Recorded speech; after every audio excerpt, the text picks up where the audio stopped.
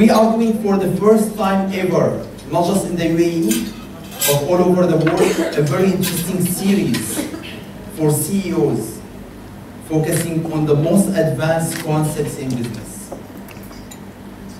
The way that we decided to do this is to go and look for Harvard Business Review magazine of every month and bring the concept of it and share it with you. So for this month, we are going to have August issue, which is the new basics of marketing. And after that, in October, we are going to do another series. And every 2 months, we are going to be bringing the magazine, summarizing all the concepts and delivering them to you in a very interactive way.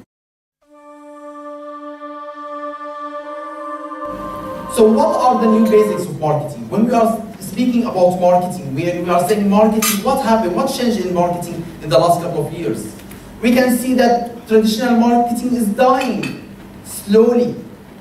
So what is traditional marketing? Before we used to do product-based marketing. We focused on the product. We were all selling commodities. We were selling the same car, the same chair.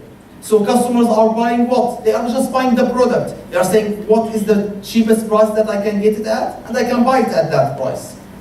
There is no differentiation. Then we moved company, they said we need to differentiate. The toothpaste, it should be for whitening or it should be for something else. It should be with this flavor or that flavor. Shampoos, different flavors, different benefits. So companies said we are now selling goods and customers are buying benefits. Differentiation is the main thing. But after that, customers, they said now we have so many choices. So companies, they said no, we need to move to the second level where we are selling actually brands. We are differentiating our product not just by the features that we are offering and the benefits, but by the brand, by the image. And customers are buying emotions. When you go and buy this luxurious car, when you go buy this luxurious perfume, it's about the emotion connected to it. But after that, brands died because people, they say, I don't really care so much about the brand because brands are somehow offering the same message, similar message. I can get that feeling from this brand or that brand. So companies move then to selling ideas, and customers are buying the experiences. Travel agencies are now selling you the cup of coffee in Italy, not just going on a trip to Italy to stay in a hotel. Imagine you on the top of the mountain, looking at that beach, enjoying that cup of coffee. And this is what they are selling you. They are selling you the idea, and you are buying that experience of having that cup of coffee there. So marketing changed, but what is new now? What is the next thing about marketing? It's about how can we understand marketing from different perspectives.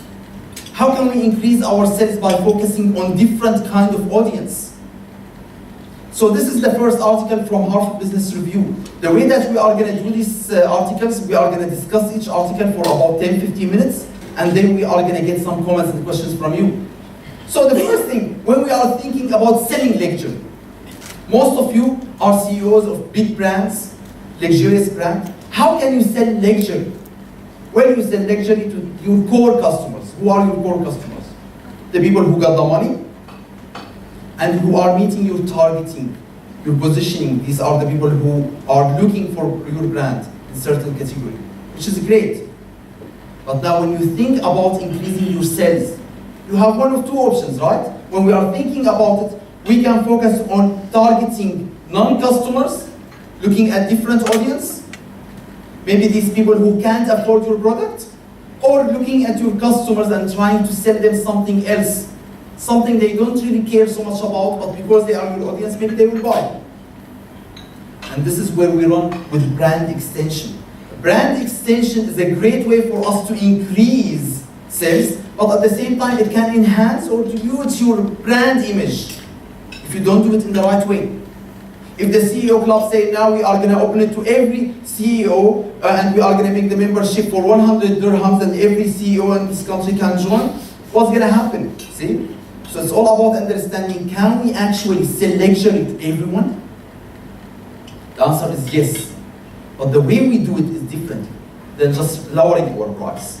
Let's see an example for a very luxurious brand, Burberry. What they did, they said we are going to do brand stretching. We are going to stretch our brand.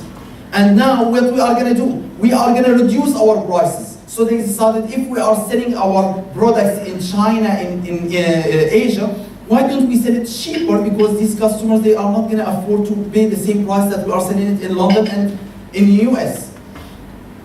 They said, maybe this will attract more customers. What about going and focusing on non-core customers? What about the young generation? Why don't we create new designs, cosmetics, new outwear for them? What about going and creating new different kind of products? We can create so many other extensions of our products rather than just the coats and the outwear that we use, and that way we sell these products as well. And finally, we can focus on what? We can go and try to license our product to any store, so any store can sell our products, so we have a huge distribution channel. Great ideas for a brand. But what happened? They did all that, and they were generating more sales at the beginning. Then Asian customers, they buy the product and they ship it back to US and sell it cheaper than the US product there. So imagine what's happened now. All the Asian customers are like really buying the products, and all the movement is going back to US. What happened with non-core customers? Non-core customers start buying the product. The core customers stop buying the product. They felt everyone is buying the same brand. I don't belong here. And after that, when they looked at distribution channels, and you can find that product everywhere, the image of the brand is not consistent everywhere. The product design, the product image was, distracted. So what happened? Burberry said, we are going to change. New CEO came, Angela Arendt, and she said, we are going to reinvent the brand. We are going to go and focus on what? On our core. On the trench coat that we have. This is our core. We are building our brand on this, on the trench coat. And when she looked at the organization, less than 20% of the sales is coming from that brand, from that product. So she said, no. We need to change our strategy. We are going to cut on cosmetics. We are going to stop licensing. We are going to open our own stores. We are going to take our products out of the market. It's not about the perfume anymore. It's about the outwear for the right audience. We need to go back and focus on the core, on our business. And as well as we need to invent our core. So why don't we go and find the new kind of coat that we can bring to the new generation? Refresh our core. And that's what brought Burberry to a new era. And they were able to really increase sales, focus back on the brand image. Go look here in UAE, just look in the last 2 years. You can go and buy so many of Burberry perfume in so many stores. Now, it's the only brand, they got their own stores, they got their own image. They are representing who they are actually. And they are not just doing this by any measurement, they are doing this by focusing on something very critical. By focusing on design, they said, now all our products should look the same, should have that brand image, should represent us. So all the design should be centered in our corporate office. All of it should be consistent, representing our image. Not each country can design whatever they want without our approval. And at the same time, how can we use social media? If we are selling currently in the store and we are representing our products in the store and customers are looking online, are they getting the same feeling? That touch point. How can I sell luxury products over the internet and stay connected with my customers? What can I do? Let's see.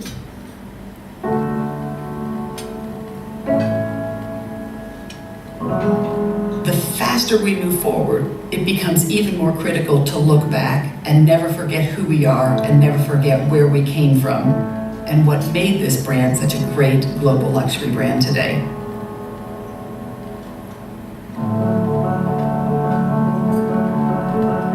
I run the company with Christopher Bailey, our Chief Creative Officer. We had a vision, and the vision was to be the first company who was fully digital end-to-end. We are partnering with Salesforce to now take that vision and build this social enterprise. The experience would be that a customer would have total access to Burberry across any device, anywhere, and they would get exactly the same feeling of the brand, feeling of the culture, regardless of where, when, how they were accessing the brand. Everyone now can come into Burberry World and understand the journey and mission that Burberry is on. And to any CEO who's skeptical at all, you have to create a social enterprise today. You have to be totally connected with everyone who touches your brand. If you don't do that, I don't know what your business model is in 5 years.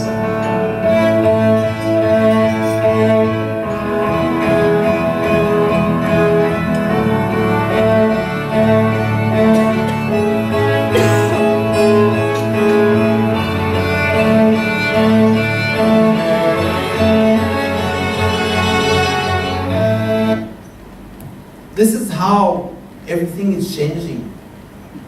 When we are speaking about luxury brands, they are focusing on the core. They are bringing back their core customers.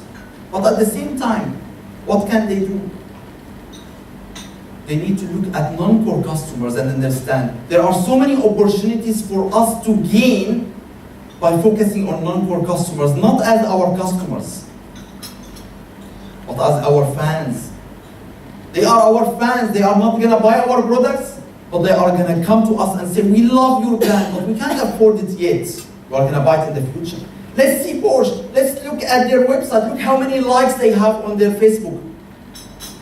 If you go and you'll be like, wow, so many likes. How many people are buying actually the car?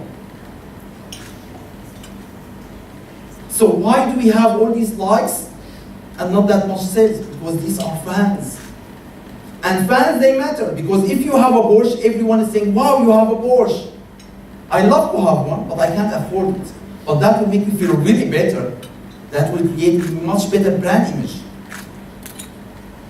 And here we come to a very important idea when we think about branding. Branding is about brand citizens, your core customers. They are the citizens. They are the people who are actually buying your product. You have your brand ambassadors. They are the people who are representing your product, representing the image of your product. And you have the tourists. The tourists, what they do?